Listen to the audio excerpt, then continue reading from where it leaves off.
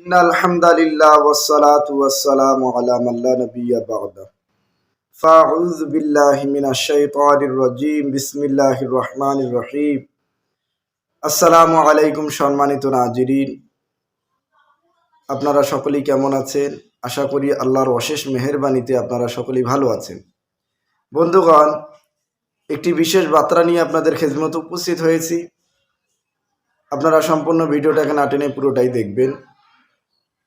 বন্ধুগণ, বিষয়টি হলো, অনেকে ওস্তাদকে এই তদবির জগতে ভাই সম্বোধন করে ডাকেন।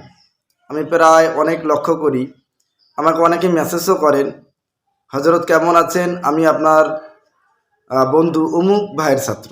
যেরকম নামই বলে ফেলি, এরকম বলে যে আমি আপনার বন্ধু মাসুদ রানা ভাইয়ের ছাত্র। তাই আমি বলি মেসেজে হয়তো এরকম লিখেছে মেসেজ। তো বিষয়টি নিয়ে যখন আলোচনা করা হলো, দেখলাম সত্যি সত্যি ছাত্ররা ভাই বলে ডাকে ওস্তাদকে। তো এই বিষয়টা এটা ছাত্রের জন্য কতখানি ক্ষতির কারণ। ওস্তাদকে যদি আপনি ভাই সম্বোধন করে ডাকেন, তাহলে আপনার রুহানিয়াতের ক্ষতি হবে। বন্ধুগণ, এখন বুঝতেছেন না, ওস্তাদ তো রুহানি পিতা। সে ওস্তাদ তদবির জগতেরই হোক অথবা এলমের জগতই হোক।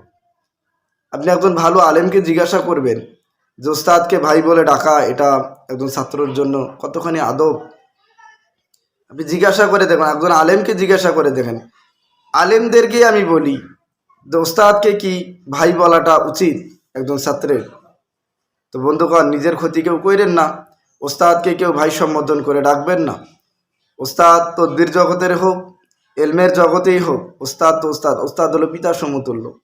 আপনি আপনার ওস্তাদকে ওস্তাদজি বলে ডাকুন, আপনি আপনার ওস্তাদকে হজরতজি বলে ডাকুন, আপনি আপনার ওস্তাদকে হুজুর বলেও ডাকতে পারেন।